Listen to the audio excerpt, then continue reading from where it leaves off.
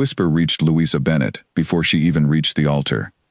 He is only marrying her to save the company, everyone knows it. She kept her eyes forward, her hand steady on her father's arm, though the words cut deeper than she wanted to admit. The chapel was full of people who had come to watch, not to celebrate. Damien Calloway stood at the end of the aisle, in a dark suit, his jaw tight, his eyes fixed on some point above her head, as if looking at her directly might cost him something he could not afford to lose. She had met him only 4 times before this day. 4 short, careful conversations, arranged by lawyers and accountants, not by fate or affection. Her father owed money to men who did not forgive debts quietly. Damien's grandfather, Edmund Calloway, had left a will with one impossible condition. Damien would inherit Calloway Steel only if he married before his 35th birthday, which was 2 days away. If he failed, the entire company would pass to his cousin, a man who had already promised to sell it apart for profit and put 400 workers out of jobs. 2 desperate families, 1 convenient solution, a wedding built on paper, not on love. Louisa reached the altar. Damien finally looked at her. His eyes were not unkind, but they were guarded, like a door someone had learned to keep locked a long time ago. He said his vows in a clear, even voice, the voice of a man closing a business deal. She said hers just as evenly, refusing to let the room see how much her hands were shaking. When he slid the ring onto her finger, his fingers brushed hers for just a moment longer than necessary. It was so brief that no one else in the chapel noticed. But Louisa did. And so, it seemed, did he, because something flickered across his face before he turned away. Something she could not name. The reception afterward was worse than the ceremony. Guests smiled at her with tight, polite mouths, offering congratulations that sounded more like condolences. She caught fragments of conversation everywhere she turned. A marriage of convenience, nothing more. Poor girl. At least she will be comfortable. He will keep her at arm's length, mark my words. Men like Damien Calloway don't fall in love, they make arrangements.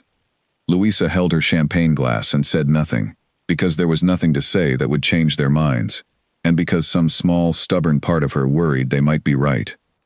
Damien's mother, Margaret, approached her near the end of the evening. Margaret was an elegant woman, with silver hair and sharp eyes that missed nothing. "You did well today," Margaret said, though her tone was hard to read. "Better than the last one at least." Louisa blinked. The last one. Margaret's mouth twitched, almost a smile, almost a warning. "Ask your husband about Victoria sometime, when you are ready to hear things you may not like." She walked away before Louisa could ask anything more, leaving the name hanging in the air like an unanswered question. Later that night, in the quiet of the enormous house that would now be her home, Louisa stood in a bedroom that was not the one she had expected. Separate rooms had been prepared for them, connected only by a locked door. She sat on the edge of the bed for a long time, still in her wedding dress, listening to the unfamiliar sounds of a house that did not yet feel like hers. Footsteps passed her door once, slowed, then continued on. She wondered if it had been him. The next morning, she found him in the study before sunrise, reading through papers with a cup of black coffee going cold beside him. He looked up when she entered, and for a moment, neither of them spoke. "You're awake early," he said finally. "I couldn't sleep in a strange house." Something in his expression shifted, softened just slightly. "It will not always feel strange. Give it time." He gestured to the chair across from him. "Sit, if you like. I have some things to explain, about how this house runs, about the company, about what people will expect from you now that you carry my name." She sat, arranging her hands carefully in her lap, bracing herself for a list of rules and obligations, the terms of the arrangement laid bare in daylight. Instead, he surprised her. "I know this is not what you imagined for your life," he said quietly. "It is not what I imagined either, but I want you to know that whatever this marriage is, I will not treat you unfairly. You will not be a prisoner here. You will not be ignored or hidden away. Whatever the reasons behind this wedding, you deserve better than that." It was such an unexpected kindness that Louisa did not know how to respond. She had prepared herself for coldness, for distance, for a man who saw her as nothing more than a signature on a contract. She had not prepared herself for this quiet, careful decency. "Thank you," she managed. He nodded once, then returned his attention to the papers on his desk, as if the moment of warmth had cost him something and he needed to retreat from it quickly. But Louisa noticed, as she stood to leave, that his eyes followed her to the door. Over the following days, the household staff treated her with a strange mixture of respect and pity, as though she were a guest who did not yet understand she had been invited to a losing game. The housekeeper, an older woman named Doris, was the only one who spoke to her with real warmth. "Don't mind the talk," Doris told her one afternoon, kneading bread dough with strong, practiced hands. "This house has seen worse gossip than a duty wedding. You just watch. Mr. Calloway is not the man they all think he is." "What do you mean?" Doris only shook her head and smiled, the way people do when they know something they are not yet willing to share. "You'll see for yourself, in time." Louisa turned the words over in her mind for days afterward, wondering what Doris knew that she did not, wondering about the name Margaret had mentioned at the wedding, the name Victoria, spoken like a warning wrapped inside a challenge. She did not ask Damien about it, not yet. Some instinct told her that whatever answer he might give would only be the beginning of a much longer, much more complicated story, one that neither of them was ready to tell. But she found herself watching him more closely after that, the way his shoulders tightened whenever certain names came up in conversation, the way he sometimes stood at the window in the evenings, staring out at nothing, lost in thoughts he never shared, the way he had looked at her, just once, on their wedding day, as though she were something more than an arrangement, before catching himself and looking away. Louisa did not know yet what kind of marriage this would become. She only knew that the whispers calling it loveless felt less certain to her with every day that passed, and that the man she had married was not nearly as unreachable as the world believed him to be. 3 days after the wedding, Louisa's father came to visit, arriving in a car far more modest than the ones parked in the Calloway driveway. Gerald Bennett looked older than she remembered, the lines on his face deeper, though relief had softened something in his eyes that worry had hardened for months. "You look well," he said, embracing her stiffly in the entrance hall. "Better than I feared." "I'm fine, Dad." She led him into the sitting room, aware of a maid hovering nearby, aware that every word she said in this house might reach ears she did not intend. "Truly." Gerald lowered his voice once they were alone. "I know what this marriage is. I know what it cost you. I want you to understand that I never wanted this for you. If there had been another way to settle the debt, I would have found it." Louisa took his hand. "I chose this, Dad. No one forced me." "You chose it because I gave you no other choice," he said quietly. "Don't pretend otherwise, not with me." She did not have an answer for that, because he was not entirely wrong. And yet, sitting in the quiet of a house she was slowly learning to call home, she found she could not describe her situation as simply as regret. There was something here she had not expected, something in the careful way Damien had spoken to her that first morning, something in the way he seemed to be fighting a battle no one else could see. "He's not unkind," she told her father, "whatever people say about him." Gerald studied her for a long moment. "Be careful, Louisa. A kind word from a guarded man can feel like more than it is, especially to someone who needs to believe in something." His warning stayed with her long after he left. She turned it over in her mind that evening as she walked the long corridors of the house, past portraits of Calloway ancestors whose painted eyes seemed to follow her, judging whether she belonged among them. She found Damien in the garden behind the house, standing alone near a stone fountain that had clearly not been used in years. The evening air was cool, and he had removed his jacket, his sleeves rolled to his elbows, looking less like the composed businessman from the wedding, and more like a man carrying a weight he rarely allowed anyone to see. "My grandfather used to bring me out here," he said without turning around, somehow aware of her approach before she made a sound. "He said a man could think more clearly near moving water. I never understood what he meant until after he was gone. Do you miss him?" Every day. Damien finally turned to face her. He was difficult, demanding. He built this company from nothing and expected everyone around him to match his effort, including me. But he was also the only person who never once doubted what I could become, even when I doubted it myself. Louisa hesitated, then asked the question that had been sitting in her chest since the wedding reception. "Your mother mentioned someone named Victoria." Something shuddered behind his eyes, quick and final, like a curtain drawn across a lit window.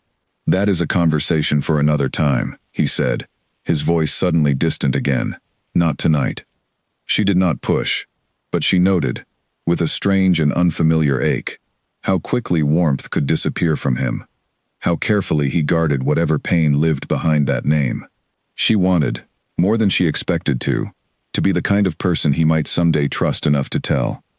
"Good night, Damien," she said softly, turning to leave him alone with the fountain and his memories.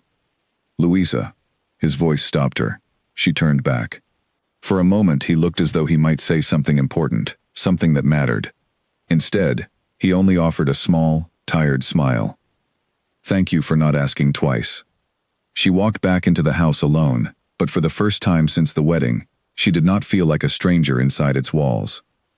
She felt, instead, like someone standing at the very beginning of a story, far more complicated and far more real than anyone watching from the outside could possibly guess. The scream came from the kitchen just after dawn, sharp enough to send Louisa running down the stairs, still in her nightclothes, her heart pounding, before she even understood why. Doris stood near the stove, gripping the counter, her face pale as flour. "It's Mr. Calloway's mother," she said, breathless. "She's collapsed in the east hallway. Someone call for help, quickly." Louisa did not remember deciding to move. She was already running, her bare feet slapping against cold marble, until she found Margaret crumpled against the wall near the library, one hand pressed weakly to her chest, her lips tinged with a frightening shade of blue. "Stay with me," Louisa said, kneeling beside her, pressing 2 fingers to Margaret's wrist to check her pulse, a skill she had learned years ago, volunteering at a community clinic before her family's finances collapsed. "Help is coming. Just breathe." Damien arrived moments later, his face draining of color at the sight of his mother on the floor. He knelt on her other side, his composed exterior cracking for the first time since Louisa had known him. Mom, look at me." Margaret's eyes fluttered open, unfocused, frightened. "Damien," she whispered. "I'm here. You're going to be fine." His voice shook slightly, and Louisa realized, with a small jolt, that this was the first time she had heard real fear in it. The ambulance arrived within minutes, though it felt like hours. Louisa rode with them to the hospital, refusing to be left behind, despite Damien's initial protest that she should stay home and rest. "I'm not leaving," she told him firmly, and something in her tone made him stop arguing. At the hospital, they waited together in a small, sterile room, while doctors examined Margaret. Damien sat with his elbows on his knees, his hands clasped so tightly his knuckles had gone white. Louisa sat beside him, close enough that their shoulders nearly touched, and for once, neither of them spoke of duty, or arrangements, or the careful distance they had maintained since the wedding. "She's the only family I have left who truly knows me," Damien said quietly, staring at the floor. "My grandfather is gone. My father left when I was young and never came back. If something happens to her—" "It won't," Louisa said, though she had no way of knowing that for certain. She reached over and took his hand, and he let her, gripping it back like it was the only solid thing in the room. They stayed that way for nearly 2 hours, until a doctor finally emerged to tell them Margaret had suffered a minor heart episode, frightening but treatable, and that with rest and medication, she would likely make a full recovery. Damien exhaled a breath he seemed to have been holding since the ambulance ride, and when he turned to Louisa, his eyes were wet in a way he clearly had not intended to show. "Thank you," he said, "for staying, for not leaving me to sit here alone." "You don't have to thank me for that," she said gently. "We're married, Damien. Whatever else this is, I'm not going to let you face something like this by yourself." Something shifted between them in that hospital corridor, something neither of them named aloud, but both of them clearly felt. On the drive home, he reached over without a word and took her hand again, resting it on the console between them, and she did not pull away. The days that followed brought them closer in small, quiet ways. He began joining her for breakfast instead of eating alone in his study. She began asking him about the company, about his grandfather, about the childhood he rarely spoke of, and he answered more openly than she expected, as though her willingness to sit beside him in a hospital waiting room had unlocked something he had kept sealed for years. But not everyone in the house welcomed the change.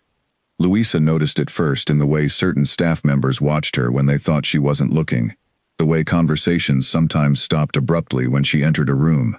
She mentioned it to Doris one afternoon while helping fold laundry in the kitchen, a task Doris insisted she did not need to do but which Louisa found oddly comforting. "It's Mrs. Whitmore," Doris said carefully, referring to the head housekeeper who had worked for the Calloway family for over 20 years. She was very fond of Victoria, thought Mr. Damien would marry her one day, before everything fell apart. Some people don't let go of old hopes easily. What happened between them, between Damien and Victoria? Doris pressed her lips together, clearly torn between loyalty and honesty. "That's truly not my story to tell, dear, but I will say this. Whatever happened, it left a mark on him that took years to fade. You'd do well to ask him yourself, when the time feels right." Louisa did not have to wait long for the time to present itself. It was a Thursday evening, nearly 3 weeks into the marriage, when Damien found her in the library, curled into a window seat with a book she had barely been reading, her mind wandering instead to the strange, careful warmth growing between them. He sat down across from her, unusually quiet, holding a small velvet box she hadn't noticed until he set it on the table between them. "This belonged to my grandmother," he said. "My grandfather gave it to her, the day they married, before either of them had a single reason to trust it would last. I want you to have it." Inside the box sat a delicate gold bracelet, simple and elegant, clearly old but beautifully kept. Louisa stared at it, then at him, unsure what to say. "Damien, I can't." "You can," he said, cutting her off gently. "I've been thinking about something, and I want to tell you before someone else does. Badly, in a way that hurts more than it should." Louisa set the book aside, giving him her full attention. "Victoria and I were together for almost 3 years, he began, his voice careful, measured, like a man walking across unfamiliar ground. "We were supposed to marry. Everyone expected it, my grandfather included. Then, 2 weeks before the wedding, she left. Not for another man. Not for a disagreement we couldn't fix. She left because she decided she wanted a different kind of life than the one I could offer her. A life without the pressure of this family, this company, this name. She told me, very plainly, that she had never truly loved the man behind the Calloway name, only the idea of what marrying into it might give her." Louisa's chest ached at the quiet pain still visible beneath his composed retelling. "I'm sorry. I'm telling you this because I don't want you to hear a distorted version from someone else and wonder if history is repeating itself," he continued. "This marriage began as an arrangement, yes, I won't pretend otherwise. But it does not feel like the same thing Victoria and I had, not anymore, and I find myself hoping, more than I expected to, that it never will." Louisa's throat tightened. "Damien, I need you to know something too. I agreed to this marriage to save my father from ruin. That's true. But these past weeks, sitting with you, talking with you, watching you at the hospital with your mother, none of that has felt like an arrangement to me. It has felt like something real, growing slowly, whether either of us planned for it or not." He reached across the table and took her hand, turning it over gently, to fasten the bracelet around her wrist himself, his fingers steady, despite the vulnerability in his eyes.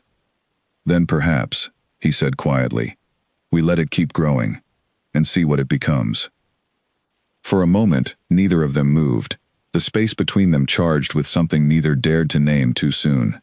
Then a sharp knock at the library door broke the spell, and Mrs. Whitmore entered without waiting for a response, her expression tight and unreadable.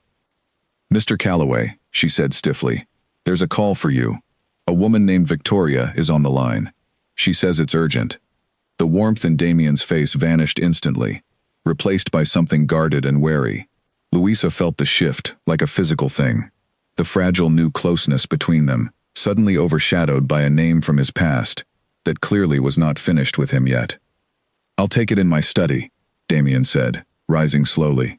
He paused at the door and looked back at Louisa, something apologetic in his eyes. "This changes nothing between us. I need you to believe that." Louisa nodded, though as she watched him walk away, toward whatever conversation awaited him, she could not fully silence the small, anxious voice, reminding her that some stories from the past have a way of returning exactly when you least expect them, and rarely for a simple reason. Louisa sat alone in the library for a long time after he left, the bracelet cool and unfamiliar against her wrist, her thoughts circling back to the name that had interrupted them. She told herself it meant nothing, that people from the past called for all kinds of reasons, that Damien had just given her every reason to trust him. But trust, she was learning, could be a fragile thing when built on only a few weeks of careful honesty. She waited until dinner to see him again. He arrived at the table later than usual, his expression composed but his eyes tired, the kind of tired that came from a difficult conversation rather than a long day of work. "Is everything all right?" she asked carefully. "Victoria's mother passed away last week," he said, sitting down across from her.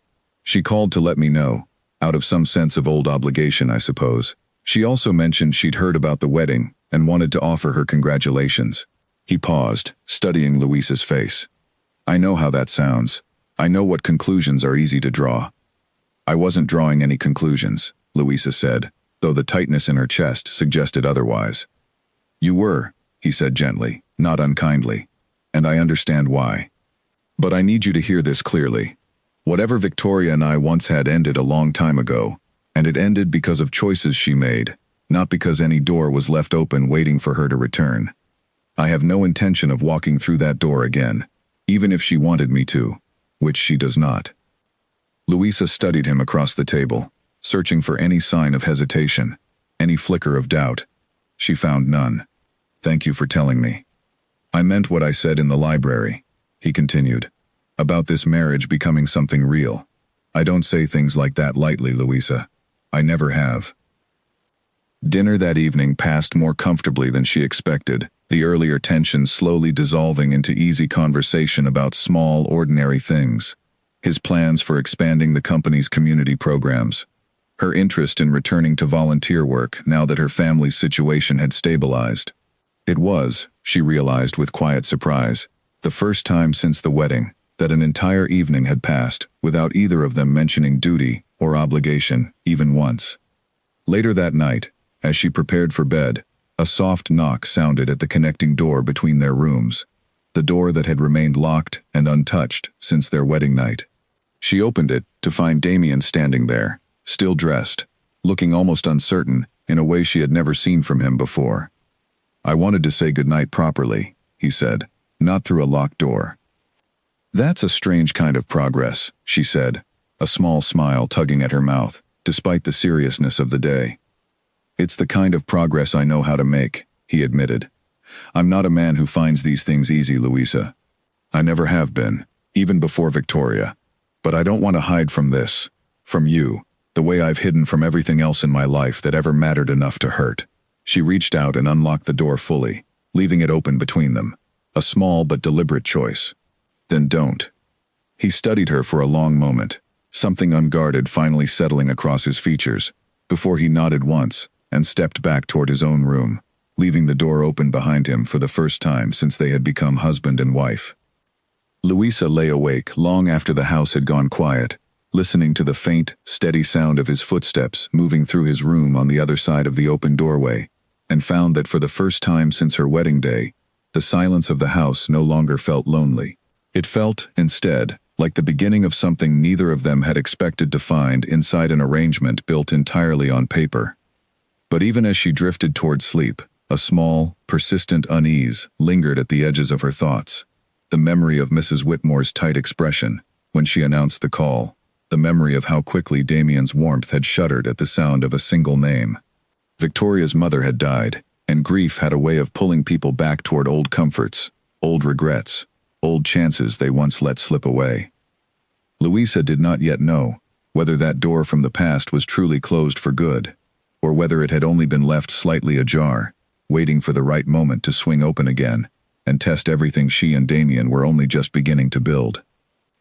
The photograph landed on the breakfast table without warning, sliding across the polished wood until it stopped in front of Louisa's plate. Care to explain this?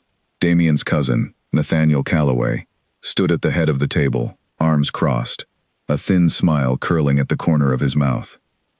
He had arrived unannounced, as he often did, always finding some excuse to remind everyone that he had been passed over for the inheritance he believed was rightfully his.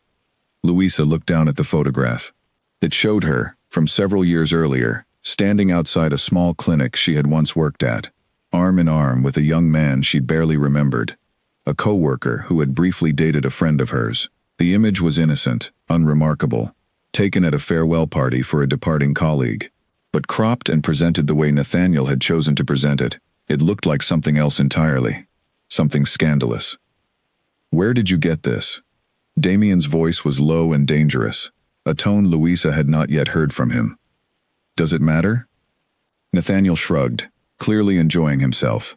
"I only thought the family should know exactly who they've welcomed into it.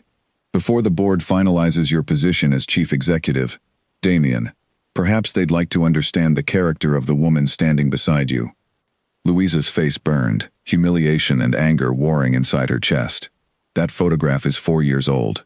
That man was nothing more than a friend. This is a deliberate distortion, and you know it." "Perhaps," Nathaniel said smoothly. "Or perhaps the board will decide for themselves what to believe." Damien stood so abruptly his chair scraped loudly against the floor. "Get out of my house." "Our grandfather's house," Nathaniel corrected coldly, "which should have been mine to run, if not for a will designed to reward whichever grandson could find a wife fastest, like some kind of prize to be claimed." "Get out," Damien repeated, his voice like iron, "before I have security remove you." Nathaniel raised his hands in mock surrender, gathering his things with unhurried, deliberate slowness, savoring the discomfort he had caused. At the door, he paused and looked back at Louisa with something almost pitying in his expression. "Careful, Mrs. Calloway. Marriages built on convenience rarely survive real pressure, and I intend to apply quite a lot of it before the board meeting next month." The silence after he left stretched long and heavy. Louisa stared at the photograph still lying on the table, her hands trembling with a mixture of fury and fear. "I need you to know," she said quietly, "that nothing happened between me and that man. Ever. He was a friend. Nothing more." "I believe you," Damien said, sitting back down beside her instead of across from her, closer than he needed to be. "I don't need convincing, Louisa. I know exactly what my cousin is capable of, and manufacturing scandal from nothing is well within his skill set. But the board might not see it that way." "The board will see whatever I show them," Damien said firmly. "Nathaniel wants to shake your confidence, and mine, before the vote that finalizes my position as chief executive. He knows he cannot contest the marriage requirement in the will directly, so he's decided to attack from the sides instead, hoping to create enough doubt that the board delays my confirmation, or worse, questions whether this marriage is legitimate at all." Louisa's stomach twisted. Is that possible? Could they question the marriage itself? Damien's jaw tightened. If they believed it was entered into purely for financial gain, with no genuine intention behind it, yes. The will's language is specific. It requires a marriage in good faith, not simply a legal formality. Nathaniel knows that. It's exactly why he's trying to make this marriage look exactly like that, a hollow arrangement, built for convenience, nothing more. "But it isn't that," Louisa said quietly. "Not anymore, you know that." "I know it," Damien agreed, reaching for her hand. "The question is whether we can convince a room full of skeptical board members who have already heard whispers calling this marriage a sham since the day it happened." Over the following 2 weeks, the pressure intensified. Nathaniel proved relentless, planting stories with local reporters who covered the business world, hinting at scandal, without ever stating anything outright, careful enough to avoid legal consequences while still causing damage. Louisa found herself the subject of speculation everywhere she went, whispered about in shops, stared at during charity events she attended on the company's behalf. Through it all, Damien remained steady beside her in a way that surprised even him. "I used to handle pressure like this alone," he admitted one evening, as they sat together, reviewing notes for the upcoming board meeting.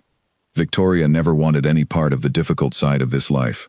She preferred the comfortable parts, and left me to manage everything else by myself." "I'm not going anywhere," Louisa said simply, and meant it with a certainty that surprised her. Something shifted permanently in him after that, some final wall coming down that had remained standing, even through their growing closeness. He began speaking to her, not as a wife he was protecting, but as a true partner, sharing details of the company's struggles, asking her opinion on decisions, trusting her judgment in ways he had trusted almost no one since his grandfather's death. Doris noticed the change too, commenting quietly one afternoon, while helping Louisa prepare for an upcoming charity gala meant to publicly demonstrate the strength of the marriage before the board meeting. "I haven't seen him laugh like that since he was a boy," she said, watching through the kitchen window as Damien crossed the garden, phone pressed to his ear, an easy smile on his face that had been rare in this house for years. "Whatever you've done, dear, don't stop doing it." The gala arrived on a cool autumn evening. The grand ballroom of the Calloway estate filled with board members, business partners, and members of the press, eager for any sign of scandal to report. Louisa wore a deep blue gown, the gold bracelet Damien had given her catching the light with every movement, and she walked into the room on his arm, with her head held high, refusing to let Nathaniel's whispered campaign dictate how she carried herself. Nathaniel arrived later, uninvited but unstoppable given his family connections, positioning himself near a cluster of board members with the practiced ease of a man setting a trap. Louisa watched him work the room, planting doubts with carefully chosen words, and felt her earlier confidence beginning to waver. "Don't watch him," Damien murmured against her ear, his hand steady at the small of her back. "Watch me instead." He led her onto the dance floor as the small orchestra began to play, and for the length of that dance, the watching crowd, the whispered accusations, and the looming board meeting seemed to fade into the background. Damien held her close, his eyes never leaving hers, and when he spoke, his voice was pitched low enough for only her to hear. "I need to tell you something, and I need the room to see me say it," he said quietly. "Not for the board. Not for Nathaniel. For you." "What is it?" "I fell in love with my wife," he said simply. "Somewhere between a hospital waiting room and a locked door, I finally learned to open. I don't know exactly when it happened. I only know it's true, and I intend to spend the rest of tonight, and every night after, making certain everyone in this room understands it." Louisa's breath caught, her heart pounding loud enough she was certain he could feel it through the hand resting against her back. "Damien, you don't have to say anything," he said gently. "I only needed you to hear it." But she did say something, pulling back just enough to look up into his eyes, her own voice steady despite the emotion rising in her chest. "I love you too. I think I have for weeks now, and I was simply too afraid to say it first." The kiss that followed was soft and unhurried, entirely unconcerned with the dozens of watching eyes around them, entirely unconcerned with Nathaniel's schemes, or the board's doubts, or the whispers that had followed them since their wedding day. For the first time since this arrangement began, neither of them was performing for an audience. They were simply, finally, exactly where they wanted to be. Across the room, Nathaniel watched with narrowed eyes, his earlier confidence faltering slightly at the unmistakable authenticity of what he had just witnessed. He had built his entire strategy on the assumption that this marriage was hollow, and hollow things, he knew, could be cracked apart with enough pressure. But what he had just seen did not look hollow at all. He would need, he decided grimly, a different approach entirely, one far more dangerous than a misleading photograph. If genuine feeling had grown where he needed doubt to remain, then he would simply have to manufacture a crisis large enough to test that feeling until it broke. Later that night, back at the estate, Louisa and Damien sat together on the edge of his bed, the connecting door long since forgotten in favor of shared space, talking quietly about everything and nothing, savoring the fragile new honesty between them. "The board meeting is in 10 days, Damien said eventually, some of the earlier lightness fading from his voice. "Nathaniel won't stop just because we danced well at a party.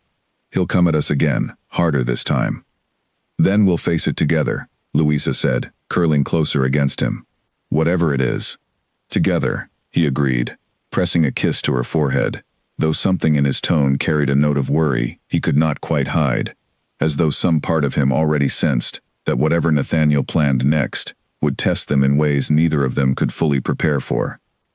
Neither of them could have guessed, that night, exactly how far Nathaniel was willing to go, nor how close their new and fragile happiness would come to being destroyed before it ever had the chance to fully take root.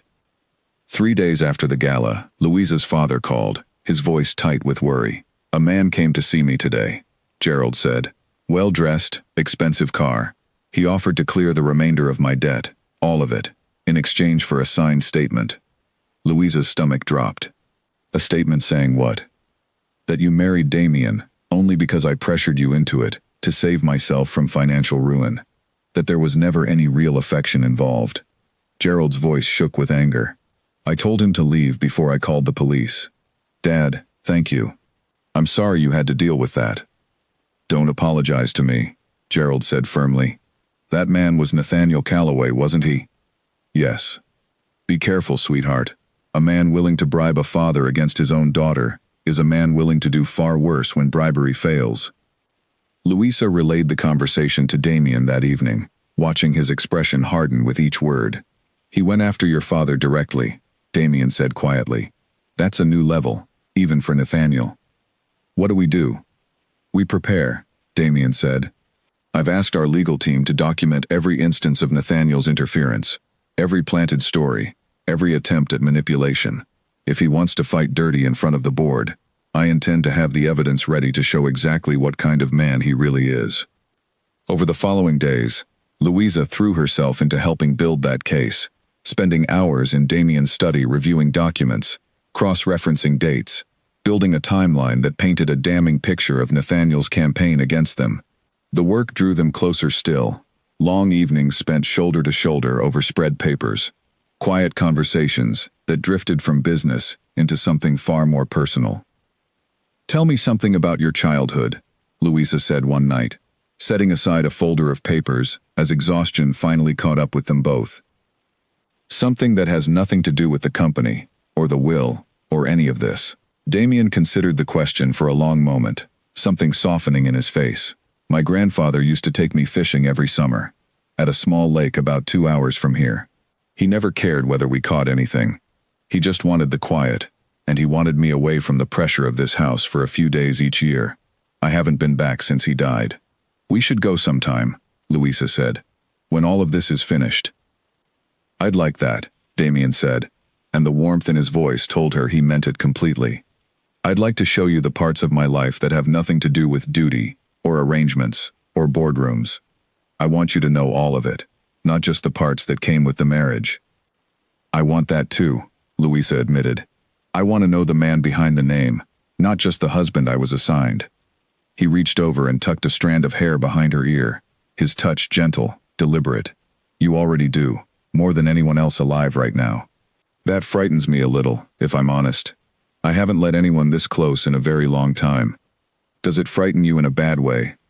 No, he said, shaking his head slowly. It frightens me because I don't want to lose it. Because for the first time since Victoria, I have something worth being afraid of losing, and Nathaniel knows exactly where to aim if he wants to hurt me most. Louisa moved closer, resting her head against his shoulder, feeling the steady rhythm of his heartbeat beneath her cheek. Then we make sure he can't reach it. Whatever it takes. They stayed like that for a long while, the papers forgotten on the desk beside them, the quiet of the house wrapping around them like a promise. Neither of them was ready to speak aloud yet, though both of them were beginning to feel its shape forming between them, patient and certain and entirely their own. Outside, in the darkened garden, a car idled briefly near the estate's outer gate, before pulling away unnoticed, its presence nothing more than a small, forgettable detail that neither of them would think to question, until it was already far too late to matter. Victoria Ashcombe stood in the entrance hall when Louisa came downstairs the following week, elegant and composed in a way that made Louisa suddenly conscious of her own simple morning clothes. I hope you don't mind, Victoria said smoothly, extending a hand Louisa did not immediately shake. I called ahead, but I understand the message may not have reached anyone in time. I wanted to offer my condolences in person about my mother, and to speak with Damien about some old family matters. He's in a meeting, Louisa said carefully, recovering her composure. I can let him know you stopped by. Actually, Victoria said, her smile not quite reaching her eyes, I was hoping to speak with you as well, if you have a few minutes. Woman to woman. Louisa hesitated, every instinct warning her against the conversation, but curiosity and a stubborn refusal to appear intimidated won out. She led Victoria into the sitting room, where they sat across from each other, in careful, measured silence, until Doris brought tea neither of them touched. I imagine you've heard about us, Victoria began. Damien and me. I imagine the version you heard painted me as the villain who broke his heart and walked away. He told me you left because you wanted a different kind of life. That's true, as far as it goes, Victoria said. What he may not have told you is that I left because I watched what this family, this company, this entire legacy did to him, year after year. I watched him disappear into obligation until there was almost nothing left of the man I first fell in love with. I left because I couldn't bear to watch it happen to myself as well. Louisa said nothing, waiting. I'm not here to reclaim anything, Victoria continued, softer now. I want to be clear about that. My mother's death made me reconsider a great many choices, including how I left things with Damien. I wanted to see him, to apologize properly for how it ended, nothing more.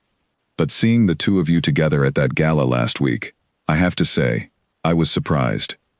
Surprised by what? He looked happy, Victoria said simply.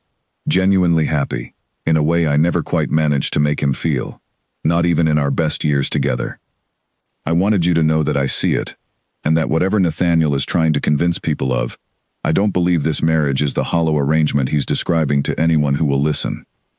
Louisa studied her carefully, searching for deception and finding, to her surprise, something that looked genuinely like sincerity. Thank you for telling me that. Be careful of Nathaniel, Victoria added, rising to leave. He came to see me too, you know, before I ever reached out to Damien. He wanted me to sign a statement claiming Damien had never gotten over me, that this marriage was doomed from the start.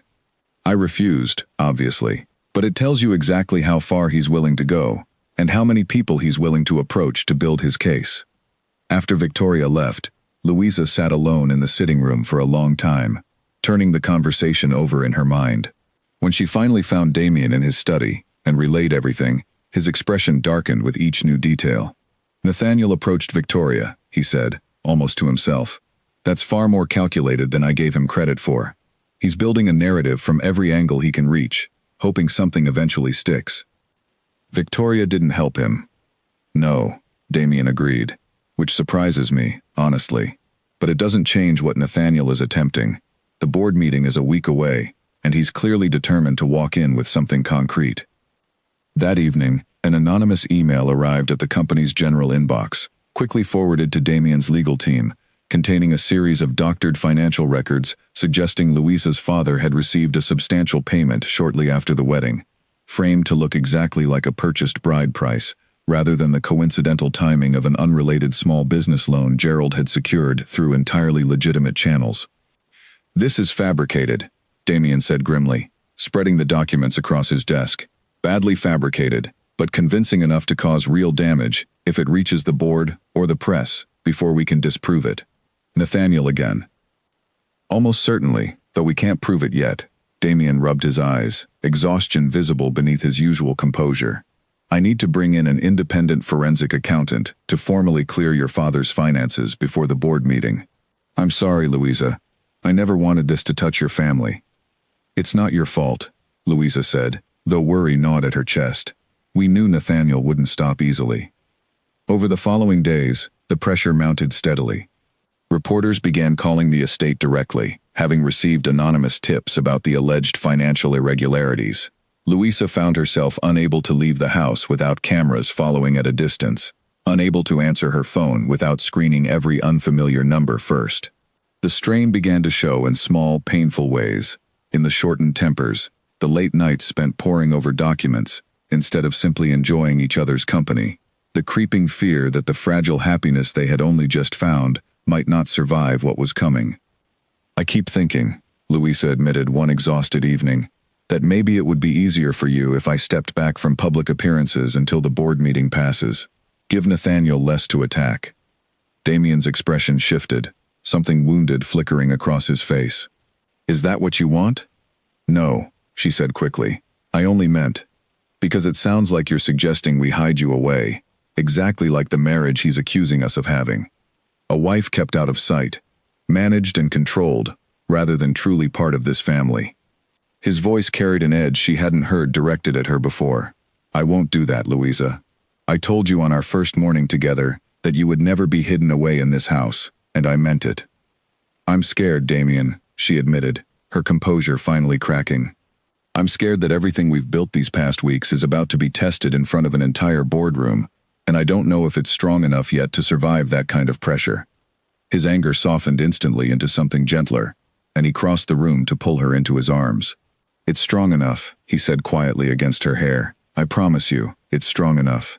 Nathaniel can manufacture whatever lies he wants, but he cannot manufacture what's actually true between us. That's not something he has the power to touch." She wanted desperately to believe him, and for a while, held close against his chest, with his heartbeat steady beneath her ear. She almost did. But 2 days later, a new complication arrived that neither of them could have anticipated, one that would test exactly how strong their fragile new foundation truly was. A woman claiming to be a former assistant of Nathaniel's contacted Louisa directly, requesting a private meeting away from the estate, claiming to have information that could expose Nathaniel's entire scheme once and for all. Against Damien's cautious advice, Louisa agreed to go alone, believing she could handle whatever the meeting revealed, believing that ending Nathaniel's campaign quickly was worth a small personal risk. She did not yet know that the meeting itself was another carefully constructed trap, designed not to expose Nathaniel's lies, but to manufacture an entirely new scandal, one that would place Louisa in a compromising position, captured on camera, ready to be delivered to the boardroom table, exactly when it would cause the most damage. Some mistakes, she would soon learn, could not be undone with a simple apology or a quiet explanation. Some mistakes required a far greater fight to overcome, and the fight ahead of her was only just beginning. The meeting was set at a small cafe on the edge of the city, quiet enough to feel private, public enough to seem safe. Louisa arrived early, choosing a corner table where she could watch the door, her nerves steady despite the knot of worry sitting low in her stomach. The woman who arrived introduced herself as Renata, soft-spoken and nervous, exactly the kind of person Louisa expected a frightened former employee to be. She spoke in hushed, careful sentences about Nathaniel's temper, about documents she claimed to have seen in his office, detailing a plan to discredit the marriage, using whatever means necessary, about her own guilt at having stayed silent for so long, out of fear of losing her position. "I have copies," Renata said, sliding a folder halfway across the table. "But I need you to understand something first. If I hand these over, my career in this industry is finished. Nathaniel has connections everywhere. I need some assurance that you and Mr. Calloway will protect me once this becomes public." "We will," Louisa said, leaning forward earnestly. "Damien will make certain of it. He takes loyalty seriously." As she reached for the folder, a man Louisa had not noticed approached the table from behind a nearby pillar, camera raised, capturing the exact moment her hand closed over Renata's, the exact angle designed to suggest intimacy, rather than the simple exchange of documents it actually was. Renata rose quickly, offering a hurried, false apology, before disappearing through the cafe's side entrance, leaving Louisa alone, and confused, as the photographer slipped out just as fast, his job clearly finished. Louisa sat frozen for a long moment, understanding dawning slowly, sickeningly, as the pieces fell into place. There had been no former assistant, there had been no genuine documents. There had only been a carefully staged photograph, timed and angled to look exactly like a private, intimate meeting between herself and an unfamiliar young man, delivered to her precisely 1 week before the board meeting that would decide her husband's future. She called Damien immediately, her voice shaking as she explained what had happened, watching the folder Renata left behind, which she now suspected contained nothing more than blank pages, arranged to complete the illusion. "Come home," Damien said, his voice tight with controlled alarm. "Now, we'll figure this out together." By the time she arrived back at the estate, the photograph had already begun circulating, sent anonymously to 3 separate business publications, accompanied by a brief, poisonous caption, suggesting the Calloway marriage was built on deception from the very beginning. Damien met her at the door, his face grim, a tablet in his hand, displaying the image already spreading faster than their legal team could contain it. "I'm so sorry," Louisa said immediately, guilt crashing over her in waves. "I should have listened when you said not to go alone." "I walked directly into exactly the trap he wanted. We'll fix this," Damien said, though the strain in his voice suggested even he was uncertain exactly how. "I need you to tell me everything, every detail, so we can prove precisely what this photograph actually shows. Together they worked through the evening, cross-referencing the cafe's security footage, identifying the exact timestamp, tracking down the true identity behind the name Renata had given, uncovering that no employee by that name had ever worked for Nathaniel or the company at all. It was, without question, another elaborate fabrication. But proof took time to gather, and time was exactly what Nathaniel had counted on running out. The board meeting was now only 5 days away, and the image, however false, had already done its damage, planting exactly the seed of doubt Nathaniel needed among board members, who barely knew either of them personally, and had no reason yet to trust their word over a photograph that appeared, on its surface, deeply incriminating. "They'll want an explanation before they'll even consider believing us," Damien said late that night, exhaustion etched into every line of his face. And explanations rarely travel as far or as fast as scandal. Louisa sat beside him, her earlier guilt curdling slowly into something harder, more determined. "Then we give them more than an explanation. We give them proof. And if that isn't enough, we give them the truth about exactly who has been manufacturing every piece of this so-called scandal from the very beginning." "That's a fight that could get uglier before it gets better," Damien warned. "I don't care," Louisa said firmly. "I'm done letting your cousin dictate the terms of our marriage from the shadows. If he wants a fight in front of the entire board, then that's exactly what he's going to get." Damien studied her for a long moment, something like pride mixing with the worry still clouding his expression. "You've changed since the wedding day, you know. The woman who walked down that aisle would never have spoken with this kind of fire." "That woman didn't have anything worth fighting for yet," Louisa said quietly. "I do now." He pulled her close, resting his forehead against hers, the exhaustion of the day momentarily forgotten in the quiet space between them. "Whatever happens at that meeting," he murmured, "I need you to know that none of it changes what I told you at the gala. I love you, Louisa. Completely. And without condition. Nathaniel can throw every fabricated scandal he wants at us. He cannot touch that." "I love you too," she whispered back. "And I'm not going anywhere, no matter what he tries next." Neither of them could have predicted, in that quiet, determined moment, exactly how far Nathaniel was prepared to go in the days remaining before the board meeting, nor the devastating lengths he would ultimately reach to try to tear apart everything they had so carefully built. The boardroom fell silent the moment Nathaniel rose to his feet, a thick folder clutched in his hand, his expression carrying the confidence of a man who believed he had already won. "Before we finalize Damien's confirmation as chief executive," Nathaniel began, addressing the 12 board members seated around the long table, "I believe it's important that everyone here understands the full picture of the marriage this confirmation depends upon."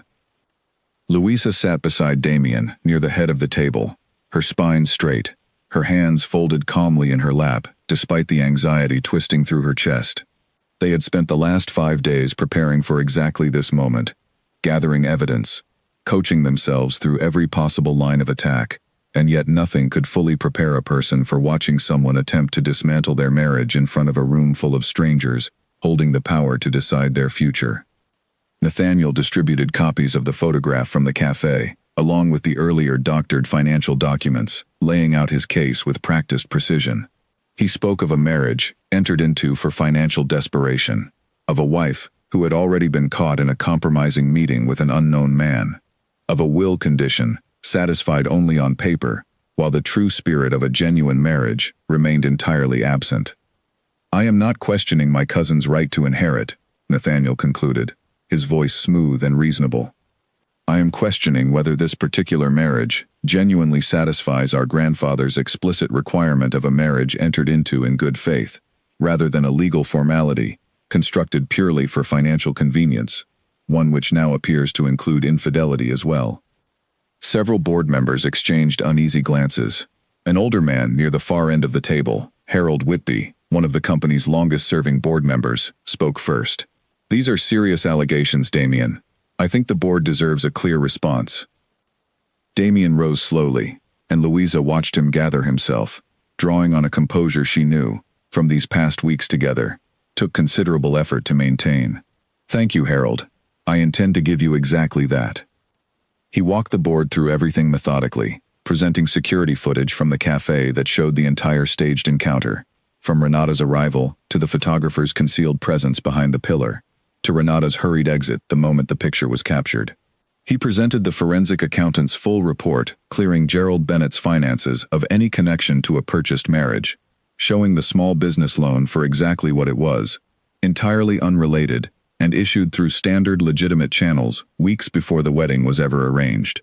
He presented phone records showing Nathaniel's assistant, not a woman named Renata, had contacted Louisa using a fabricated identity to arrange the meeting.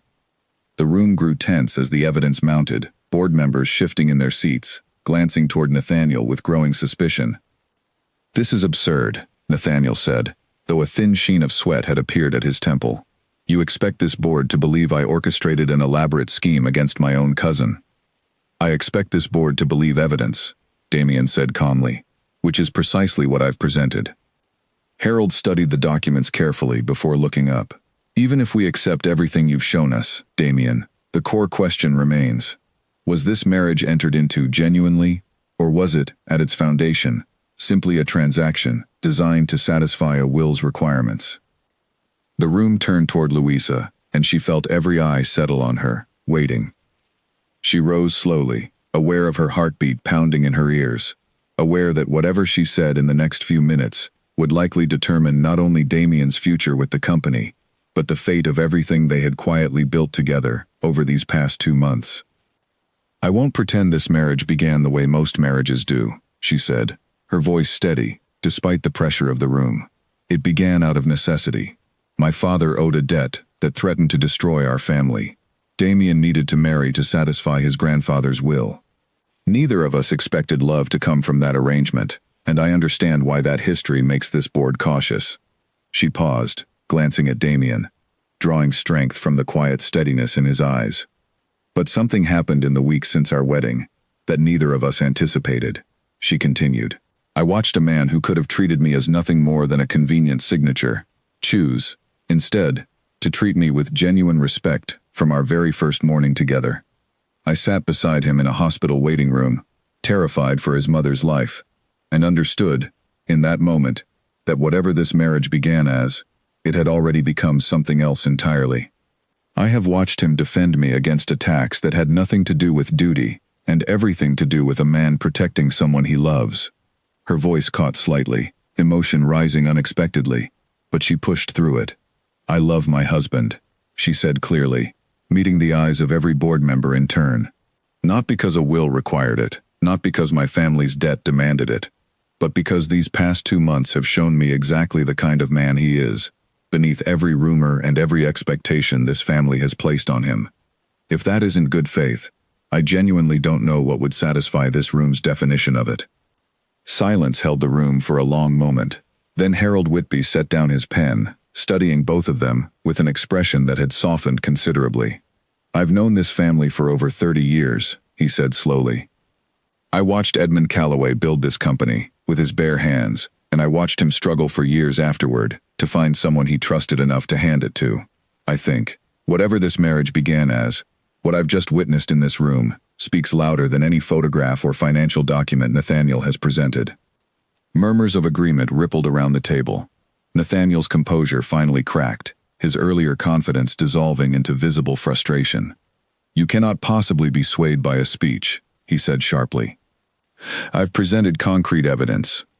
"You presented fabricated evidence," Harold cut in firmly, "which has now been thoroughly disproven, alongside a genuine and rather moving account of an actual marriage.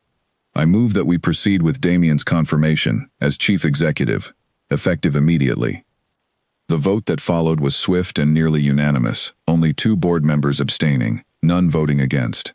Damien's confirmation passed, securing not only his inheritance but the company's future and the jobs of hundreds of employees who had spent months anxiously watching from the sidelines.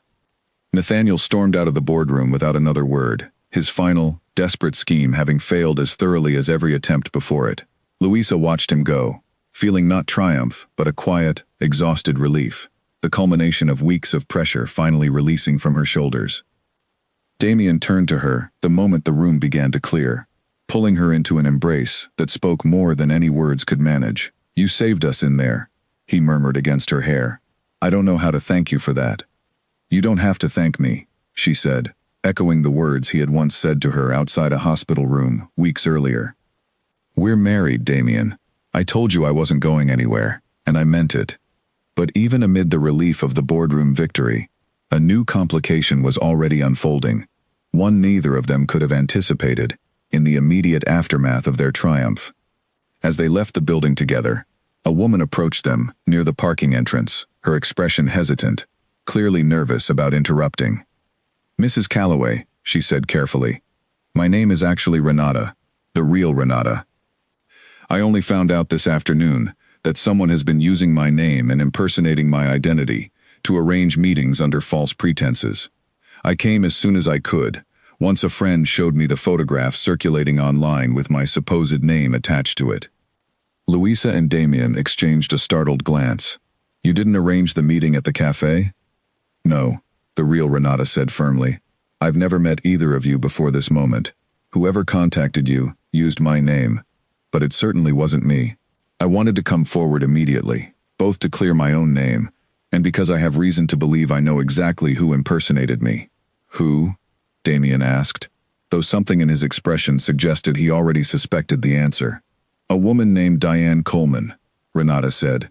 "She used to work as an assistant for your cousin, Nathaniel, before she was let go several months ago, under circumstances she still seems quite bitter about. I recognized her voice on a message forwarded to me by a mutual friend who had been contacted by mistake." This new piece of information, combined with the evidence already presented to the board, painted an even clearer picture of Nathaniel's desperate campaign, one built not just on manipulation, but on outright identity fraud. A discovery serious enough to move the matter from a private family dispute into something the company's legal team insisted required formal police involvement.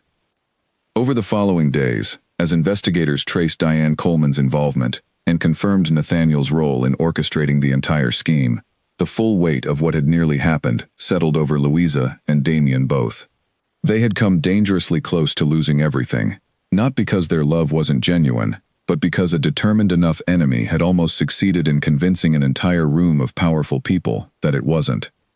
"I keep thinking about how close it came," Louisa admitted one quiet evening, sitting beside Damien on the same garden bench near the old stone fountain, where they had first spoken honestly about Victoria, months earlier.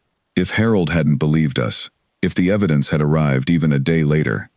"But it didn't," Damien said gently, taking her hand. "We survived it, together, exactly the way we said we would. And if I'm honest, Louisa, I think we needed this test, as painful as it was. I don't think I fully understood how deeply I loved you until I watched you stand in that boardroom and defend what we've built, with more courage than I've seen from almost anyone in my life." Louisa leaned into him, watching the last light of evening fade over the quiet garden, feeling, for the first time since this entire ordeal began, something that finally resembled genuine peace. The battle with Nathaniel was nearly over. What remained now was simply the quiet, steady work of building a life together, free at last from the shadow of doubt that had followed them since their very first day as husband and wife. But peace, they would both soon learn, rarely arrives without one final test, and theirs was not quite finished yet. That final test arrived only a week later, in a form neither of them expected. Nathaniel, facing formal charges for fraud and identity misuse after Diane Coleman's involvement was fully confirmed by investigators, requested one last private meeting with Damien before his arraignment, claiming he wanted to make amends before facing the consequences of his actions.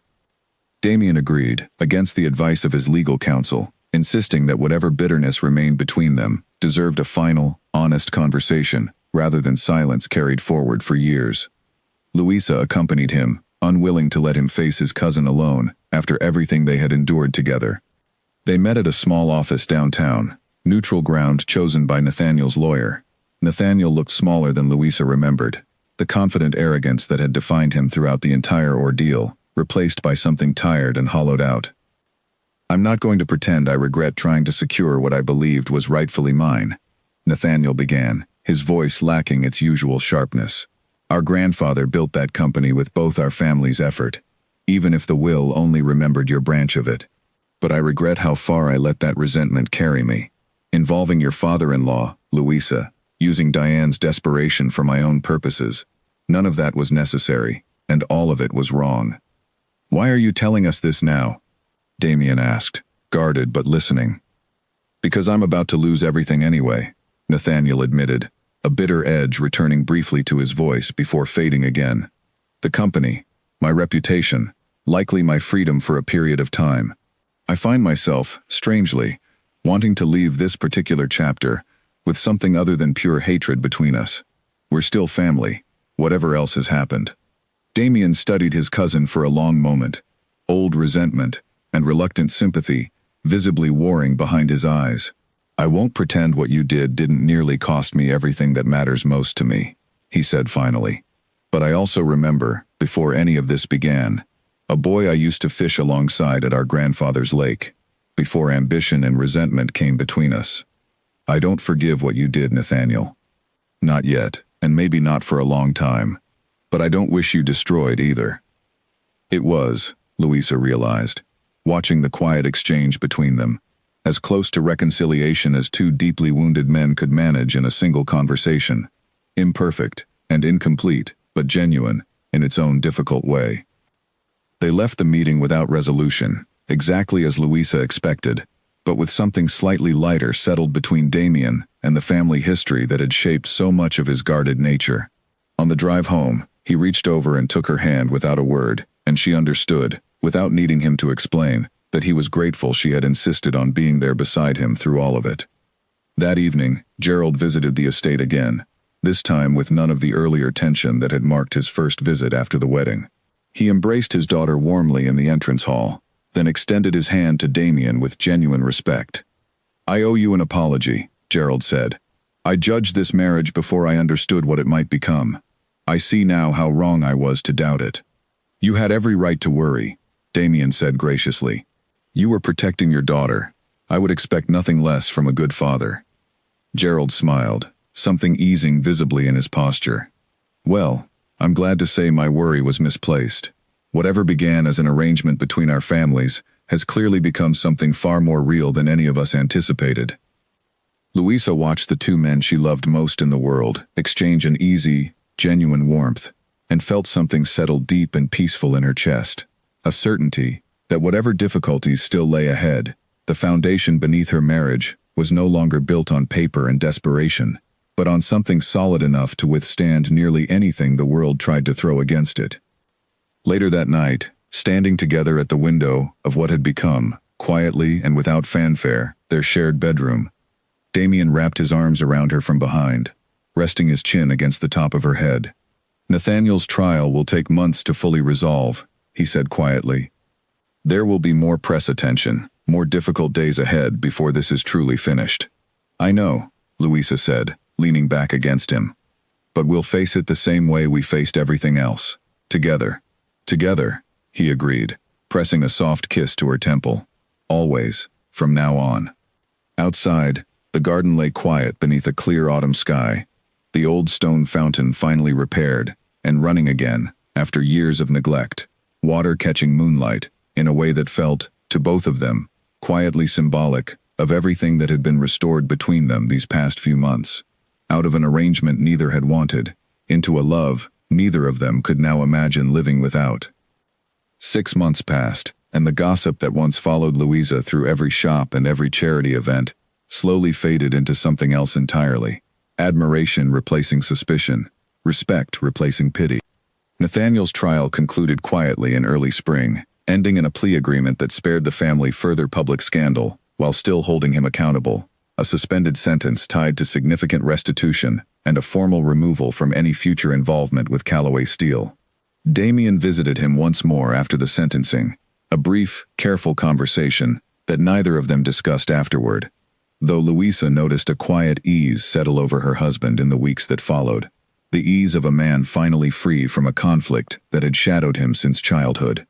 The company itself flourished under Damien's full leadership, expanding its community programs exactly as he had once described to Louisa over an early dinner months before, funding new training initiatives for the 400 workers who had once feared losing their livelihoods to Nathaniel's ambitions. Louisa returned to volunteer work at the community clinic where she had once worked before her family's financial troubles began, splitting her time between the clinic and an increasingly active role supporting the company's charitable foundation, a role she had grown into with the same quiet determination that had once carried her through a boardroom full of skeptical strangers. It was during a routine afternoon at the clinic that Damien surprised her, arriving unannounced with a small, private smile that told her he had something planned. "I have something to show you," he said, taking her hand as her shift ended. "It won't take long." He drove her, not toward the estate, but toward the countryside, following roads that grew increasingly unfamiliar until they arrived at a small, quiet lake surrounded by tall pines, exactly the kind of place he had described to her months earlier during one of their late-night conversations over spread legal documents. "This is your grandfather's fishing spot," Louisa realized, stepping out of the car, taking in the peaceful stillness of the water. "I told you I'd bring you here someday," Damien said, once everything with Nathaniel was finally behind us. "I meant to wait a bit longer, honestly, but I found I couldn't wait any longer to share this place with you." They spent the afternoon exactly the way Damien described his grandfather once teaching him, sitting quietly at the water's edge, fishing rods largely forgotten, simply enjoying the rare luxury of uninterrupted time together, away from board meetings and legal proceedings, and the watchful eyes of a public that had spent months speculating about their marriage. "I've been thinking," Damien said as the afternoon light began to soften into evening, "about everything that's happened since our wedding day. About how it began, and about everything it's become." "So have I," Louisa admitted. "I want to give you something," he said, reaching into his jacket and withdrawing a small box, different from the one containing his grandmother's bracelet. "Not because any will requires it, not because any board needs convincing. Simply because I love you, completely and without condition, and I want the entire world to understand exactly how real that love has become." Inside the box sat a ring, elegant but understated, clearly chosen with careful thought rather than simple expense. "I know we're already married," he continued, a rare vulnerability crossing his usually composed features. "But our wedding day was never truly ours, Louisa. It belonged to a will, to a deadline, to circumstances neither of us chose. I want to give you a moment that belongs only to us, freely chosen, with nothing standing behind it except exactly what I feel for you." Louisa's eyes filled with unexpected tears as she looked between the ring and the man kneeling beside the quiet lake water. A man the world had once dismissed as incapable of genuine love.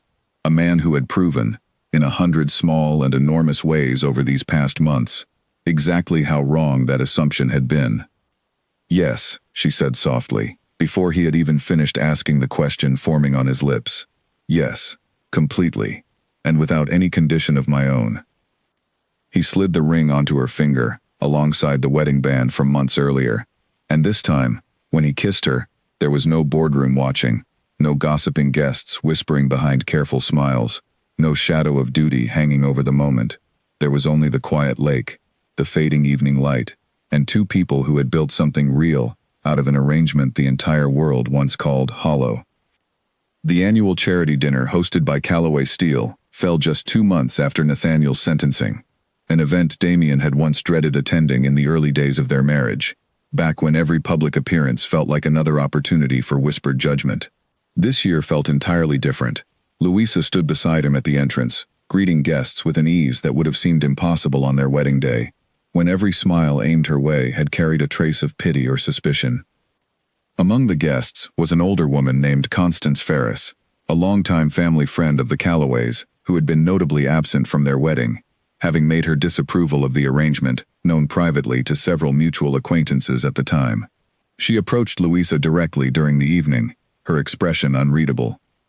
"I owe you an apology, I think," Constance said without preamble. "I said some rather unkind things when your marriage was first announced. I assumed, as many of us did, that it wouldn't last past the first difficult season. Most people assumed that," Louisa said, without bitterness. "I understood why, given how it began. I watched you tonight," Constance continued, "greeting people who once doubted you, without a trace of resentment. I watched Damien introduce you to the board's newest members, not as his wife by arrangement, but simply as his wife, full stop, with obvious pride in his voice. Whatever doubts I once carried, they're entirely gone now. Louisa thanked her warmly, and later that evening, recounted the exchange to Damien as they danced together near the edge of the ballroom floor, the same room where he had first told her he loved her many months earlier. People change their minds slowly, Damien said, when the proof in front of them is patient and consistent, rather than loud and defensive. We never needed to convince anyone, Louisa. We only needed to keep choosing each other, and eventually, the truth of that became impossible to deny. Doris likes to say the house remembers things, Louisa said, resting her head against his shoulder as they swayed slowly to the music. I think she meant it about the servants' gossip, but I've started to believe it means something more. This house has seen so much doubt directed at us since the very beginning, and now it's simply full of quiet certainty instead. I like that thought, Damien murmured. This house, earning its own kind of peace, alongside ours. Their partnership extended beyond the walls of the estate as well, growing steadily into something neither of them had originally planned. Louisa's work at the community clinic inspired a formal partnership with the Callaway Foundation, funding expanded services for families facing the same kind of financial desperation that had once driven her own father to arrange her marriage in the first place.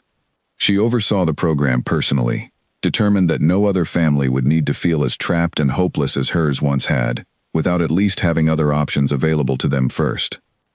Damien attended the program's opening ceremony alongside her, standing quietly at the back of the room, while Louisa addressed a crowd of clinic staff and grateful families, watching his wife speak with a confidence and warmth that had grown steadily since the frightened, careful young woman who had once walked down the aisle toward a stranger. When she finished speaking, he was the first to applaud, unable to keep the pride from his expression, uncaring who around them noticed exactly how deeply he had come to love her. Requesting an interview for a feature story on the company's recovery and expansion under Damien's leadership, Louisa nearly declined on his behalf, wary of inviting further public scrutiny into their private life after everything they had endured. But Damien surprised her by agreeing readily, insisting the story deserved to be told honestly, without the distortions Nathaniel had spent months spreading. The interview took place in the same garden where they now spent most of their quiet evenings. The reporter, a thoughtful woman named Priya, who asked careful, genuine questions, rather than searching for scandal. She asked about the company's future, about the new training programs, about the community clinic partnership Louisa had helped establish. Then, near the end of the conversation, she asked the question Louisa had been expecting since the interview began. There was a great deal of speculation when you first married, Priya said carefully. People questioned whether the marriage was genuine. Looking back now, what would you say to those doubts? Damien reached over and took Louisa's hand before answering. I would say that people are often quick to assume the worst about arrangements they don't fully understand, he said. Our marriage began out of necessity, that's true, and I won't pretend otherwise. But necessity brought us into each other's lives, and everything that followed, every part of what we've built since, was chosen freely, by both of us, again and again. And you? Priya asked, turning to Louisa. Do you have any regrets about how it began? Louisa considered the question honestly before answering. I used to wonder, in those early weeks, whether something built on necessity could ever become something real. I understand now that it can, if both people are willing to be honest, to be patient, and to choose each other deliberately, rather than simply accepting whatever circumstance placed in front of them. I have no regrets. I have only gratitude for exactly how this story unfolded.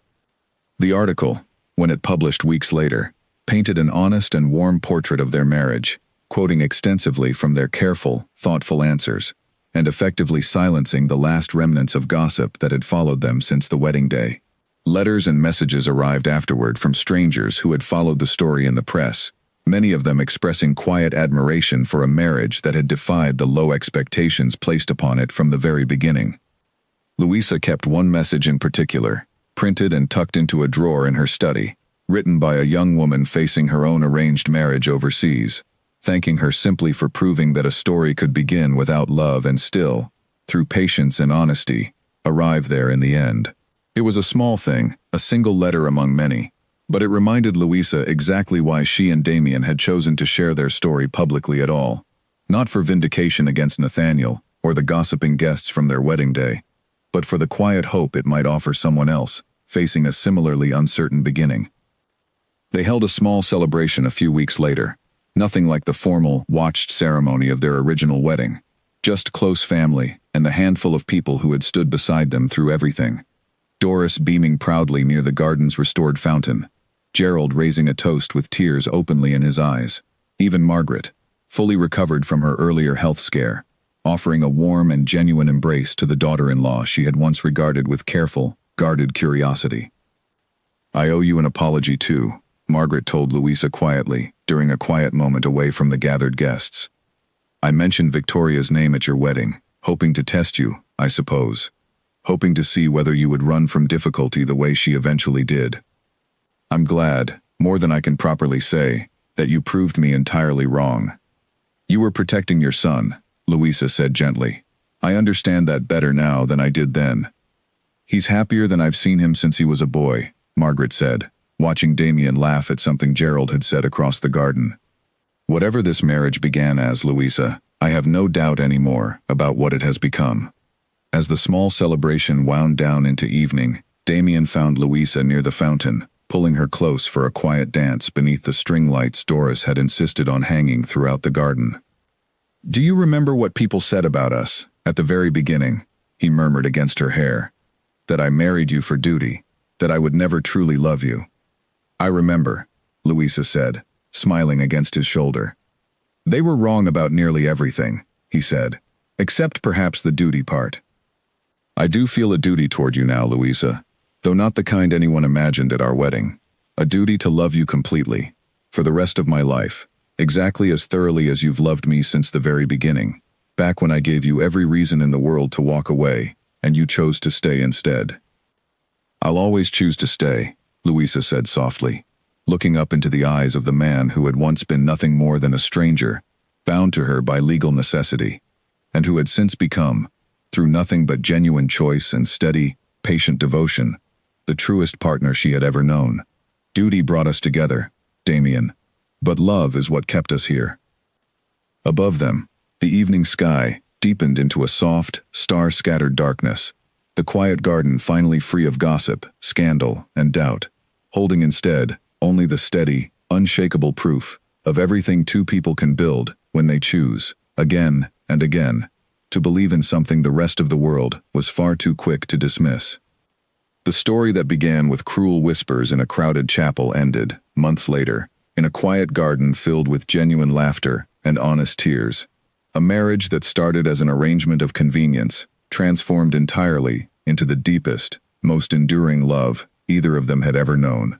And though the world had once been certain they knew exactly how this story would end, in cold distance and quiet regret, they had all, in the end, been entirely and wonderfully wrong. A year after their second, freely chosen wedding by the lake, Louisa woke to the smell of coffee and the sound of quiet laughter drifting up from the kitchen below. An ordinary morning that still, after everything, felt like a small miracle she never took for granted. She found Damien downstairs already, sleeves rolled up, attempting to help Doris prepare breakfast, with far less skill than confidence, flour dusted across his forearms, in a way that made Louisa laugh so suddenly, she nearly startled them both. "He insisted," Doris said, shaking her head with fond exasperation. "Said he wanted to learn to make your favorite recipe himself, for your anniversary. I told him, some things are better left to people with actual practice, but he wouldn't hear it." "It's the thought that counts," Damien said, offering Louisa a slightly lopsided pastry with obvious pride. "Even if the execution needs some improvement." She kissed him, despite the flour on his cheek, tasting coffee and something warmer underneath. The easy affection of a couple who had built their life on choice rather than obligation. "It's perfect," she said, and meant it completely. Their days had settled into a rhythm neither of them could have imagined during those early, uncertain weeks after the wedding. Damien continued expanding the company's reach, always careful now to balance ambition with the kind of steady, principled leadership his grandfather had hoped for, rather than the ruthless efficiency Nathaniel had once represented. Louisa split her time between the clinic partnership and a growing role advising other families navigating financial hardship, drawing on her own experience to guide people through circumstances she understood far too well. Word of their story had spread beyond the business press eventually, reaching a wider audience through the letters and messages that continued arriving long after the initial magazine feature. A television producer reached out that spring, hoping to feature their story in a documentary series about unconventional beginnings that led to lasting love. Louisa hesitated at first, wary of exposing their private life to an even wider audience, but ultimately agreed, remembering the young woman's letter she still kept tucked in her study drawer. "If it helps even one more person," she told Damien, "the way that letter helped me understand why we shared our story in the first place, then it's worth whatever discomfort comes with it." The documentary crew spent several weeks at the estate that summer, filming quiet moments of their daily life alongside more formal interviews, capturing the fountain in the garden, the lake where Damien had once proposed freely, the community clinic, where Louisa's work had grown into something genuinely transformative for the families it served. Doris appeared in several segments as well, offering her own warm, unguarded perspective on watching the marriage transform from a house full of doubt into a home full of quiet certainty. "I told her from the very beginning," Doris said to the camera, with the same knowing smile she had once given Louisa in the kitchen months before the wedding ever happened, "that Mr. Calloway was not the man everyone assumed him to be. I only wish more people had been willing to look closely enough to see it for themselves, the way she did." Nathaniel declined the documentary's request for an interview, unsurprisingly, though Damien mentioned once, quietly, that his cousin had reached out privately a few months earlier, tentatively rebuilding a relationship neither of them expected to fully recover, but which had at least moved beyond the bitter silence that followed the trial. They were not close, not in any way that resembled their childhood summers together, but the raw hostility had softened into something more manageable, a distant, careful civility that Damien seemed grateful to have, even in its limited form. Gerald visited often that year, no longer the anxious, guilt-ridden father who had once apologized repeatedly for the circumstances of his daughter's marriage, but a proud grandfather in waiting, delighting in every small piece of news Louisa shared about her life and her growing partnership with Damien.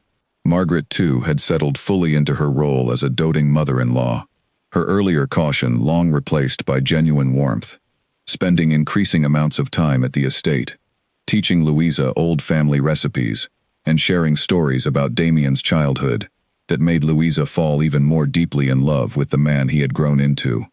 That autumn, Louisa discovered she was expecting their first child, a piece of news that transformed the already settled rhythm of their household into something even more tender and anticipatory. She told Damien one evening in the garden, near the fountain that had become the quiet backdrop for so many of their most important conversations, watching his composed expression dissolve entirely into open, unguarded joy. "Are you certain?" he asked, his voice barely above a whisper, his hands gently cupping her face, as though she might disappear if he moved too quickly. "Completely certain," she said, laughing softly at the wonder in his eyes. "The doctor confirmed it this morning." He pulled her into an embrace so full of emotion that she felt him trembling slightly against her, a rare display of vulnerability from a man who had spent so many years guarding himself against exactly this kind of overwhelming feeling. "I never allowed myself to imagine this," he admitted quietly. "Not really. Even after everything we've built together, some small part of me still expected the world to find some new way to take it from us." "Nothing is taking this from us," Louisa said firmly, holding him close. "Not Nathaniel, not old doubts, not anything. We fought too hard for this life to let fear steal a single moment of it now." They told the family gradually, over the following weeks, Margaret weeping openly with happiness at the news of her first grandchild, Gerald insisting on immediately beginning renovations to a guest room he hoped might someday become a proper nursery for visits, Doris declaring, with characteristic bluntness, that she fully intended to spoil the child beyond all reasonable measure, regardless of anyone's objections. The pregnancy brought its own quiet challenges, long nights of worry during the more difficult early months, careful adjustments to Louisa's demanding schedule at the clinic, moments of exhaustion that tested both of them in new and unfamiliar ways.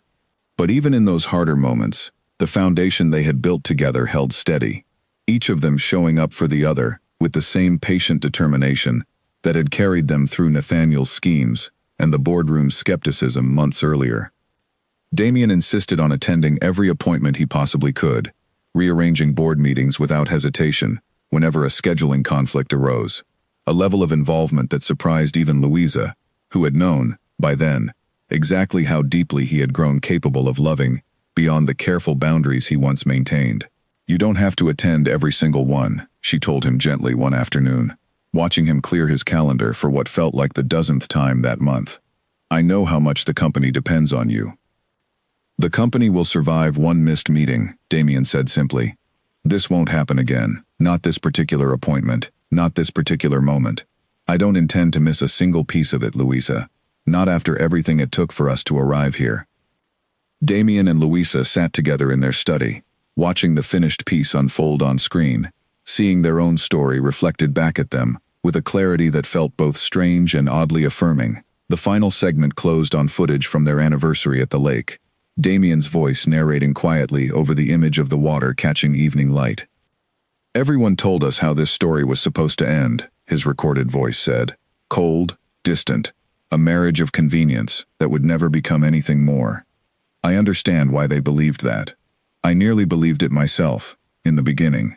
But love, it turns out, doesn't always announce itself at the very start of a story. Sometimes it arrives slowly, built one honest choice at a time. Until one day, you look at the person beside you, and realize the arrangement you once feared has become the truest, most essential part of your entire life." A small kick, faint but unmistakable, interrupted the moment, and Louisa reached instinctively for Damien's hand, pressing it gently against her side. His eyes widened with pure astonishment, as he felt it too, a slow smile spreading across his face, unlike anything she had seen from him before, even in their happiest moments together. "Was that?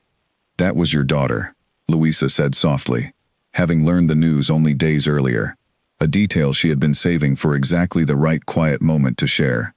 "Saying hello, I think." "A daughter," Damien repeated, wonder thick in his voice, his hand still resting protectively against her side. "Louisa, I don't have words for what I'm feeling right now." "You don't need words," she said, covering his hand with her own. "I can see it clearly enough on your face." They sat together for a long while after that, the study quiet around them, the documentary long finished playing in the background, simply absorbing the enormity of everything their unlikely beginning had grown into. A marriage built first on necessity, then on honesty, then on a love so complete it had produced this quiet, extraordinary moment neither of them could have predicted on the cold, watched morning of their original wedding day. The screen faded to a final image of the two of them dancing together in the garden, the string lights glowing softly overhead, before the credits began to roll. Louisa turned to look at her husband, finding him already watching her instead of the screen, his expression full of the same quiet devotion that had carried them through every difficulty since their wedding day. "They were wrong about us," she said softly, echoing words that had followed them since the very beginning of their story. "All of them." "Every single one," Damien agreed, pulling her close against his side. "And I intend to spend the rest of my life proving it, again and again, for as long as we both shall live." Outside, the garden lay quiet beneath a clear summer sky, the fountain running steadily, the lake in the distance holding the memory of a proposal freely chosen. The entire estate finally settled into the peaceful rhythm of a home built not on duty alone, but on a love that had grown patient, steady, and entirely unshakable. Exactly the kind of love no one watching from the outside had ever believed possible, and exactly the kind of love that had, in the end, proven every single doubter beautifully, thoroughly wrong.